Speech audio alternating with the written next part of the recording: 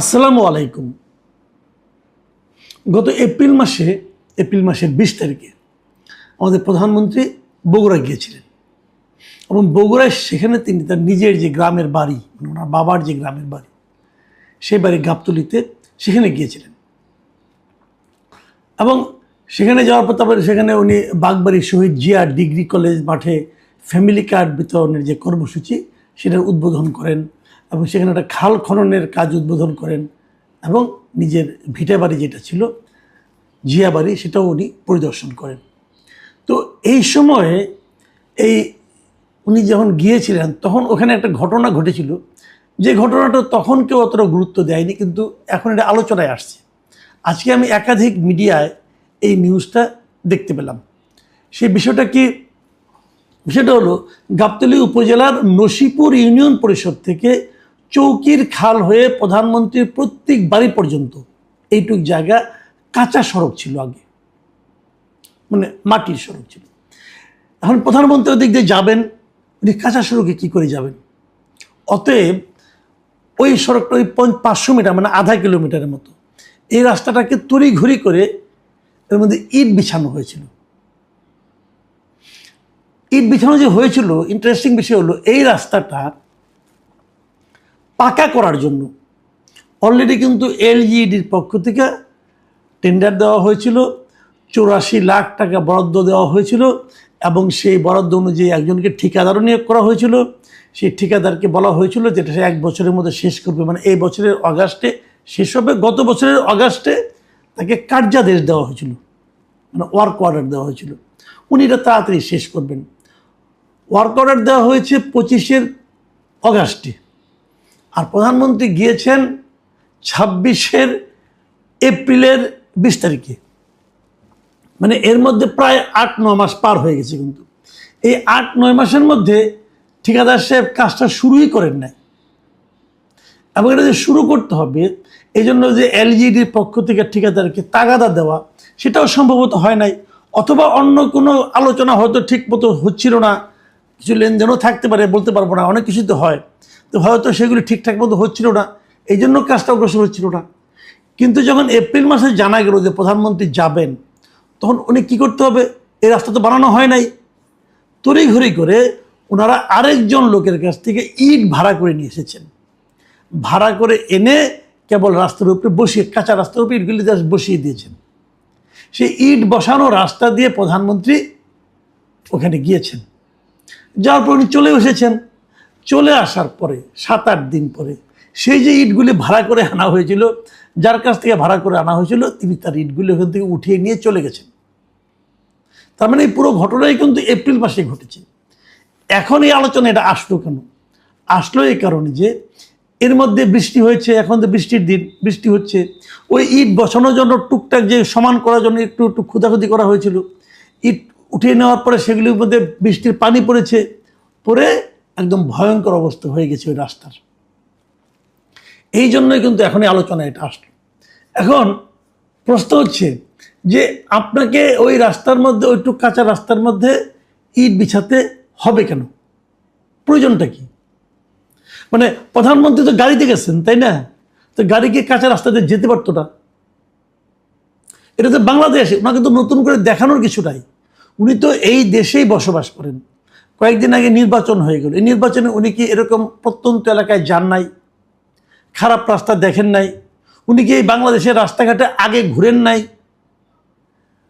আমরা তো দেখেছি 2001 সালে নির্বাচনে যখন বিএনপি ক্ষমতায় আসলো, তখন তো তারেক রহমান সাহেব উনি তো সারা দেশে ঘুরে বেড়েছেন।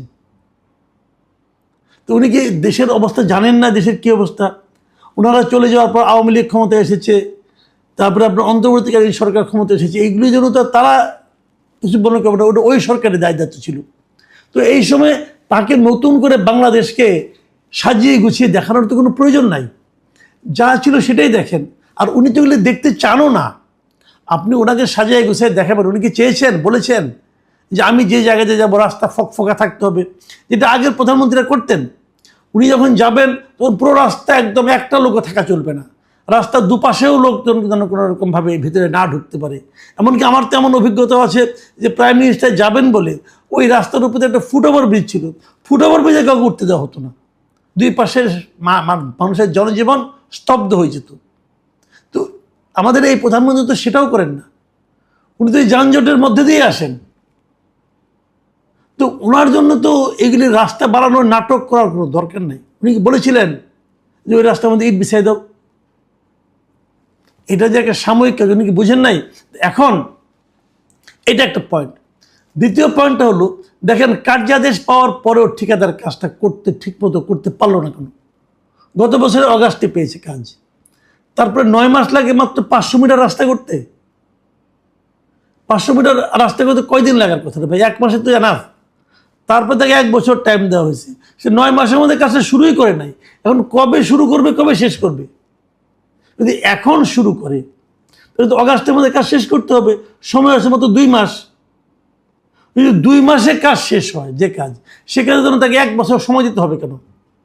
অথবা সে এতদিন যে শেষ করে নাই, এই জন্য এলজিইডি অথবা এটা যে তদারককারী সংস্থা যারা আছে, তারা কি ওই ঠিকাদারকে চাপ দিয়েছিল, জিজ্ঞাসা করেছিল, কোনো জরিমানা করেছিল? আসলে আমার প্রশ্ন হলো যে এটা আসলে কার ব্যর্থতা? এটা তো এলজিইডির ব্যর্থতা। তারা কেন এই কাজগুলি করাতে পারলো না? দেখুন, এই কাজটাই যে অস্থায়ীভাবে ইট বিছানো হয়েছে, ইট ভাড়া করে আনা হয়েছে, এর জন্য খরচ হয়েছে 10 লাখ টাকা। এই 10 লাখ টাকা কার? 10 লাখ টাকা কে দিবে?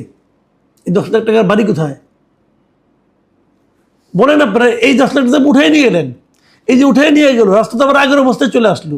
তাহলে যে 10 লাখ টাকা যে আপনি ব্যয় করলেন ইটের ভাড়া এবং অন্যান্য কাজের ব্যাপারে, এই টাকাটা কার পকেট থেকে যাবে? আমি তো মনে করি এই টাকা ওই এলজিইডির যারা ইঞ্জিনিয়ার এবং ওই বিভাগের যারা কর্মকর্তা আছে তাদের বেতন থেকে কেটে নেওয়া উচিত। অবশ্যই এতে তারা মোটামুটি দুঃখিত হবেন না, কারণ ইঞ্জিনিয়ার সাহেবরা এলজিইডি যারা আছেন তাদের জন্য এই টাকাটা কোনো টাকাই না। এক ঠিকাদারকে বলবে দিয়ে দাও, দিয়ে দিবে। দেশটা তো এভাবে চলে। এগুলো আগের সরকারের আমলে দেখেছি, এই সরকারের আমলেও দেখতে হবে। আবার আরেকটা কথা বলি, এই যে ইটগুলি একবারে তুলে ফেলা হয়েছে বলেই কিন্তু রাস্তাটা নষ্ট হয়েছে, গর্ত হয়েছে, কাদা হয়েছে, পানি হয়েছে। পুরো ইটগুলি একবারে না তুললেও তো হতো। আপনি কিছুটা তুলতেন, রাস্তা বানাইতেন। আপনি তো রাস্তা তো একবারে পুরোটা হয় না, বানিয়ে বানিয়ে অগ্রসর হন, তাহলে তো মানুষের দুর্ভোগটা কম হতো। এখন কি হবে? ওই কাঁচা রাস্তা আগে মোটামুটি ছিল, মানুষ চলাচল করতো, কিন্তু এখন এইভাবে উঠে নেওয়ার কারণে মানুষের চলাচল আরো ক্ষতিগ্রস্ত হলো। তো এই যে বিষয়গুলো, এই বিষয়গুলো কিন্তু আমি মনে করি আমাদের খুব জরুরি ভিত্তিতে দেখা উচিত। একটা কথা আমি বলবো এখানে, যে আপনারা এই প্রধানমন্ত্রী নিজে থেকেই অনেক সময় বলেছেন যে তার জন্য যেন কোনো বাড়াবাড়ি কিছু করা না হয়। আমরা বিভিন্ন সময় পত্রপত্রিকা দেখেছি, ওনার অফিস রুমে যারা থাকেন তাদের জন্য যে খাওয়া বরাদ্দ, সেখানে সব কিছুর মধ্যে কিন্তু ওনার এক ধরনের সিম্পলিসিটি আছে, সহজভাবে চলতে চান, সাধারণভাবে বলতে চান। তো এই মেসেজগুলো ওনার সঙ্গে যারা থাকেন, যে সমস্ত মন্ত্রীরা কাজ করেন, ওনার এলজিডি যে মন্ত্রণালয় আছে, এলজিআরডি মন্ত্রণালয়, যার অধীনে এই প্রকৌশল বিভাগটা, সেই মন্ত্রণালয়ের একজন প্রতিমন্ত্রী তো ওনার এলাকায় বাড়ি, মানে ওই শিবগঞ্জে বাড়ি, মানে পার্শ্ববর্তী থানায়, মানে বগুড়ায় বাড়ি। তো ওনারা তো দেখেছেন প্রধানমন্ত্রী কীভাবে চলেন। এই ইনফরমেশনটা কি ওনারা কিন্তু ওই মাঠ পর্যায়ের ওনাদের কর্মকর্তাদের জানান নাই? জানিয়েছেন। তাহলে ওনারা কি জানাইলেন, নাকি জানান নাই? এই বিষয়গুলো ভাই গুরুত্বপূর্ণ আমি মনে করি। এবং এই গুরুত্বপূর্ণ আমি একটা ছোট্ট ঘটনার কথা